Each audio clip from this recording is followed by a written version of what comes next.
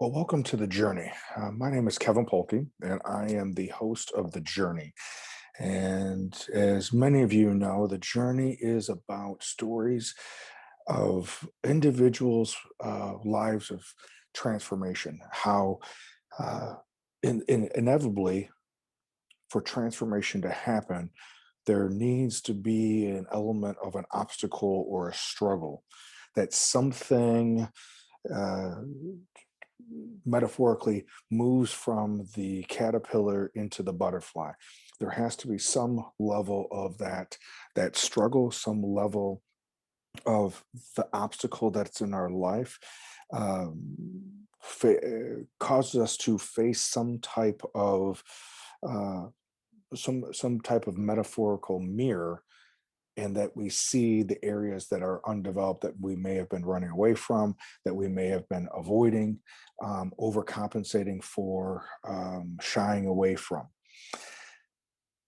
Being able to address those fears, address those things that are in the mirror that we would either try to avoid, either through anger, or try to avoid by avoidance. Uh, by facing them, that is where the next stage of growth, and then ultimately this idea of dying of self so that we can be rebirthed into this transformation process, is really what we talk a lot about here in the journey. Now, we also do reflections on the journey, and those reflections are just observations that I may be having of something that may be going on in my life, or something I may be coming across. And then I meditate on that, ponder that, and then give some thoughts or responses to that. In any time that ever happens, I always want to invite you to do the same thing. These are just my observations, or just my where I'm at today at the point of recording it, where I may be regarding those, um, my perspective at that point, where a month from now, a week from now, 6 months from now, I may have a different perspective about those same things. Probably it'll have some level of the same theme, but clearly there'll be other things that will happen during that time period that will add to my experience and add to that perspective. And that feedback that I get from you or from other people is what allows me to continue, and all of us to continue growing, developing. As some of you are aware of, I have been in the counseling field in one capacity or another since 1990. So, for the last 31 years, I have been involved either as an addiction counselor. I guess originally I was a correctional officer, a juvenile correctional officer, and then I worked in a psychiatric hospital in the Rockford area, and then worked as an addiction counselor before I went back to graduate school to then first be a school social worker, and then later a clinical social worker, and working in the clinical arena, specifically since 1999, even though I started in 96 after my son was born. Um, Men's work was an integral part of my own personal journey. First as a participant, and then later I got involved with facilitation. I have seen um, I've seen not only the development in my own life, the transformational experience in my own life through men's work, and trying to have a better understanding of the male mode of feeling, as well as what this idea of to be a real man, what is that?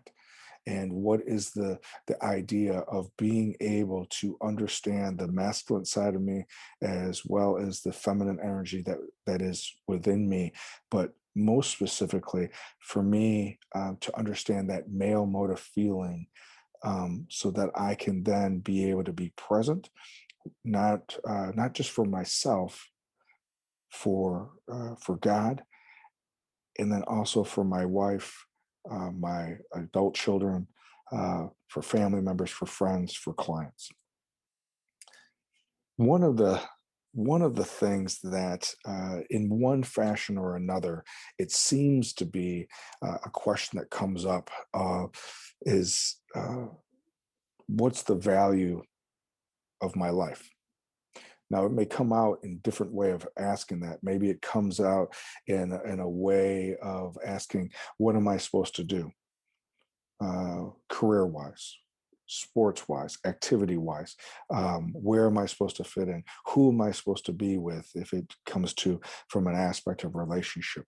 But at the core of that, we are seeking out my value, who I am, many times based upon what we do.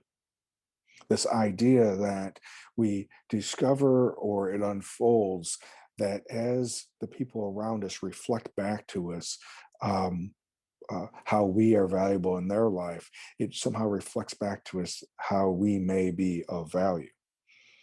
And I think that is a pretty normal, healthy process that happens when we're growing up in those developmental years. But as we also know, either in our own lives or stories that we've heard about that, that is also where some of those wounds or um, some of those that trauma can happen based upon how others may interact with us in a vulnerable state, meaning someone that may be older than us may take advantage of our being young and not knowing, or we may get feedback from peers that can be sometimes very much less than kind or affirming. Uh, the bullying or the teasing that may happen. So, what is or where do we go to find this value in our life? I wouldn't necessarily recommend that we find out uh, our value based upon the social media platform that we're on, depending on how we are validated or affirmed regarding whatever the social media platform utilizes as far as likes or whatever that may be. That in itself may leave us empty and still questioning um, our worth or our value. So I came across a story that I want to read to you, and then we'll reflect on that afterwards. One day, a young boy asked his father, "What is the value of my life?" Instead of answering, the father told his son, "Take this rock and go sell it at the market. If anyone asks the price, raise two fingers and don't say anything," instructed the father.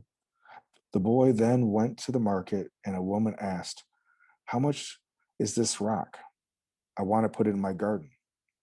The boy didn't say anything but raised up two fingers, and the woman said, $2? I will take it. The boy went home and told his father, "A woman wants to buy this rock for $2." The father then said, "Son, I want you to take this rock to the museum. If anyone wants to buy it, don't say a word, just put up two fingers." The boy then went to the museum, and a man showed up wanting to buy the rock. The boy didn't say a word, but put up two fingers, and the man said, $200, I will take it. The boy was shocked, went running home and told his father, "A man wants to buy this rock for $200. His father then said, "Son, the last place I want you to take this rock is to a precious stone store.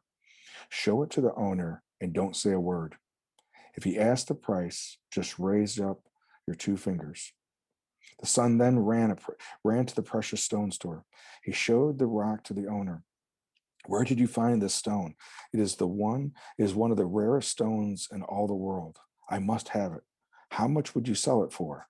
The boy put up two fingers, and the man said, "I will take it for 200,000." The boy, not knowing what to say, ran home to his father and told him that there's a man who wants to buy the stone for $200,000. His father then asked, "Son, do you know the value of your life now?" It matters where you decide to place yourself. You see, it doesn't matter where you come from, where you were born, the color of your skin, or how much money you were born into. It matters where you decide to place yourself, the people you surround yourself with, and how you choose to carry yourself. You may have lived your whole life thinking that you were a $2 stone. You may lived your whole life surrounded by people that saw your worth for only $2. But everybody has a diamond inside them. We can choose to surround ourselves with people that see our value and see the diamond inside of us. We can choose to put ourselves in a market or put ourselves in a precious stone store. You can also choose the value. You can also choose to see the value in other people. You can help other people see the diamond inside of them. Choose the people you surround yourself with wisely. That can make all the difference in your life.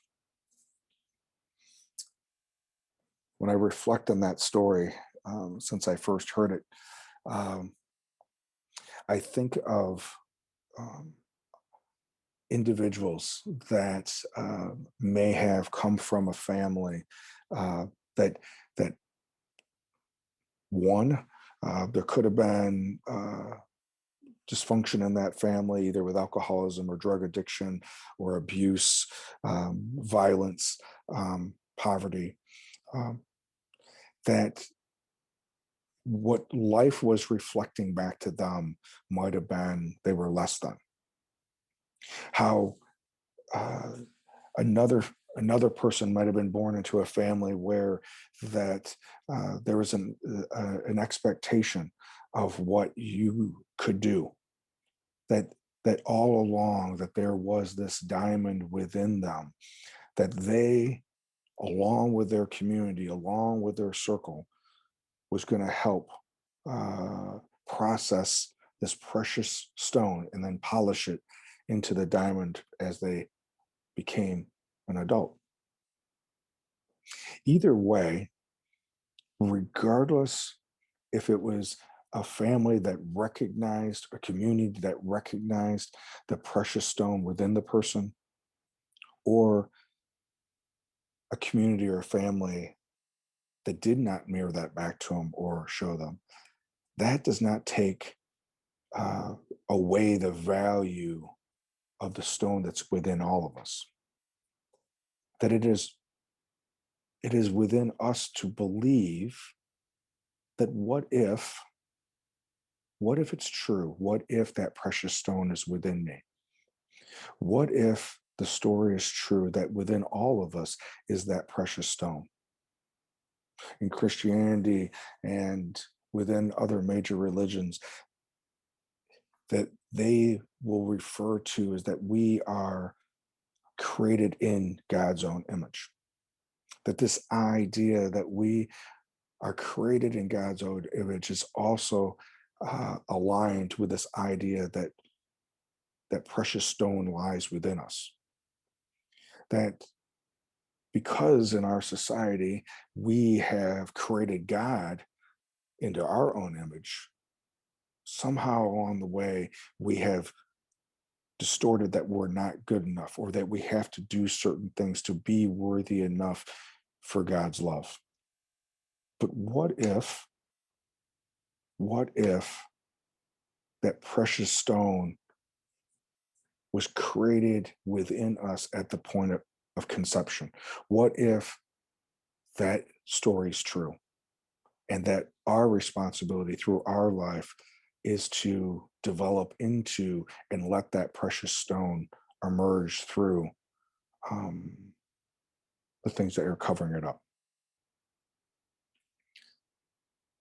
For me, I would much rather choose to believe the story that that precious stone is within all of us so that I can see that stone within each person as well as within myself. Then there's only a certain amount of precious stones out there, or that I have to do something to actually even be the precious stone. I would much rather